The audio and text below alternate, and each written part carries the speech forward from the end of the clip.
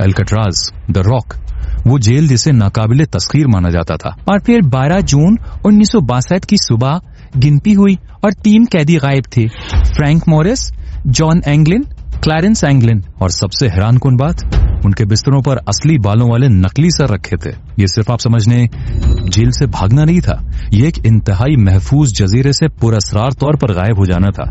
वो जजीरा जो San Francisco बे के बिल्कुल बीच में ठंडे पानियों में घिरा हुआ था। तेज लहरें, शार्क मछलियां, सुनने में ही खौफनाक लगता है। जी, तो आज हम इस मशहूर जमाना फरार की नाकाबिले यकीन मंसूबाबंदी, उस पर अमल कैसे हुआ और वो सवालात जो आज तक जवाब मांग रहे हैं, उन सब पर बात करेंगे। एल्काट्राज को आखिर इतना नाकाबिले शिकस्त क्यों समझा जाता था?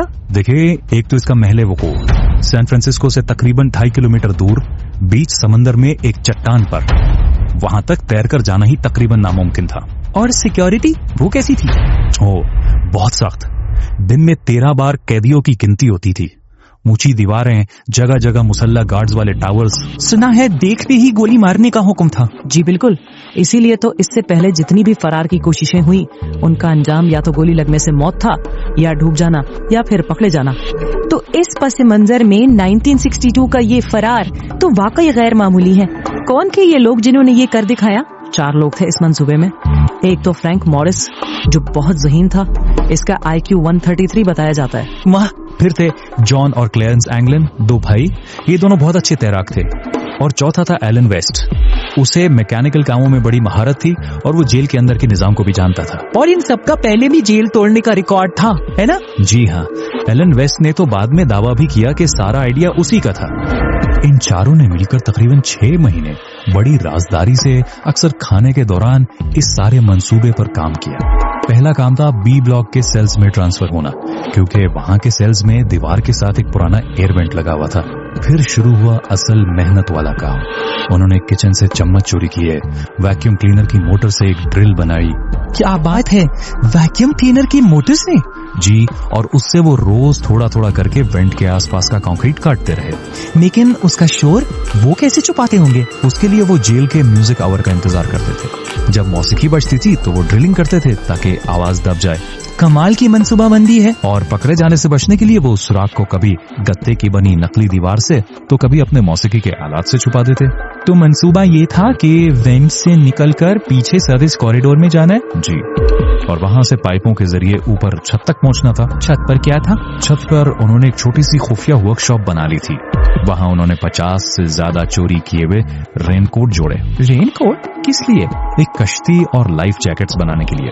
ये आइडिया फ्रैंक मॉरिस को पॉपुलर मैकेनिक्स मैगजीन पढ़कर आया था। और चप्पू? वो भी लकड़ी से खुद बनाए।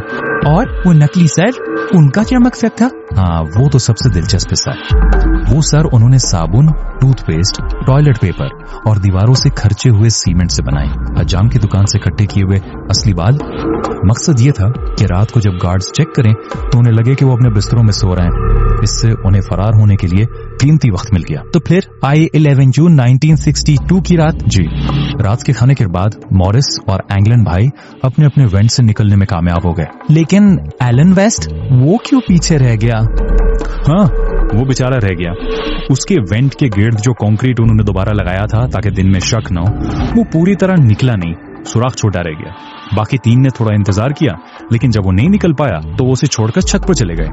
वहां से बाढ़ पार की, अपनी बनाई हुई कश्ती फुलाई, पानी में उतारी और वेस्ट वो नाकाम होकर वापस अपने सेल में चला गया। अगली सुबह जब सारा भंडा फूटा तो उसी ने FBI को सब कुछ बता दिया। उसने बताया कि उनका प्लान एंजल आइलैंड जाने का था, जो अल्कतराज से करीब तरीन जमीन थी। वहां से कपड़े और गाड़ी चोरी करके कहीं दूर निकल जाने का इरादा था। बड़ी वसी तलाश हुई। एंजल आइलैंड के पास से उन्हें लकड़ी का एक चप्पू मिला। एक प्लास्टिक का बैग भी मिला जिसमें एंगलिन भाइयों की फैमिली की तस्वीरें और कुछ जाती चीजें थी, और उनकी बनाई हुई लाइफ जैकेट्स के कुछ फटे हुए टुकड़े भी मिले। इससे वेस्ट की कहानी तो सच साबित हुई, लेकिन इन तीनों आदमियों का कोई सुराग नहीं मिला। कई महीनों की तलाश के बाद FBI ने केस बंद कर दिया और कहा कि वो तीनों समंदर की तेज लहरों और यख ठंडे पानी में डूब के मर गए।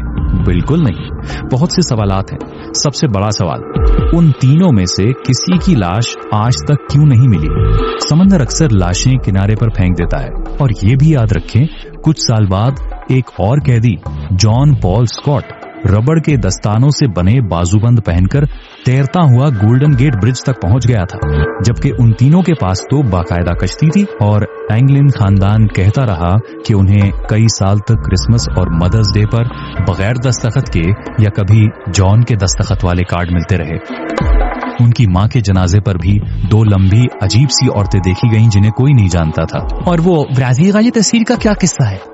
1975 में एक खानदानी दोस्त ने दावा किया कि उसने ब्राजील में एंगलिन भाइयों से मुलाकात की और उनके साथ तस्वीर भी खिंचवाई। बाद में उस तस्वीर का जब फेशियल एनालिसिस किया गया तो चेहरे के नुकूश उन भाइयों से मिलते जुलते पाए गए। यही नहीं, एक कैदी ने मरने से पहले यह भी कहा कि उन तीनों को फरार में बाहर से कश्ती के जरिए मदद मिली थी। और एक पुलिस अफसर ने भी गवाही दी कि उसने फरार वाली रात अल्काट्राज के करीब एक मशकूक खाली कश्ती देखी थी जिसे उस वक्त उसने नजरअंदाज कर दिया था। ये मुअम्मा वक्त के साथ और गहरा होता गया। और फिर 2018 में जी सैन फ्रांसिस्को पुलिस डिपार्टमेंट को एक खत मिला। लिखने वाले ने दावा किया कि वो जॉन एंगलन है। उसने लिखा कि हाँ, हम तीनों 1962 में कामयाबी से फरार हो गए थे। उसने ये भी बताया कि फ्रैंक मॉरिस 2008 में मर गया और उसका भाई क्लेरेंस 2011 में। उसने लिखा कि उसे कैंसर है और वो बहुत बीमार है, और अगर हुकूमत टीवी पर ऐलान करे कि उसे 1 साल से ज्यादा कैद नहीं होगी और उसके इलाज का बंदोबस्त किया जाएगा तो वो बताने को तैयार है कि वो कहाँ है। FBI ने खत की लिखाई और DNA का तज्जिया किया, लेकिन उनके मुताबिक नताइज गैर मुसद्दक़ा थे, इनकंक्लूसिव। उन्होंने इसे रद्द कर दिया। मगर US मार्शल सर्विस जो फरार के केसेस देखती है, उसने केस को आज तक खुला रखा हुआ है। तो आखिर में सवाल सुनने वालों के लिए यही रह जाता है, क्या फ्रैंक मॉरिस और एंगुलन बरादरान वाकई उस रात समंदर में गुम हो गए थे, या फिर वो तारीख के सबसे चालाक और कामयाब फरारी थे जिन्होंने दुनिया को धोखा दिया और एक नई जिंदगी शुरू की? इस पूरी कहानी का कौन सा पहलू सबसे ज्यादा सोचने पर मजबूर करता है? मंसूबे की वो बारीक तफसीलात, लाशों का कभी ना मिलना, या फिर सालों बाद सामने आने वाले वो दावे और वो आखिरी खत?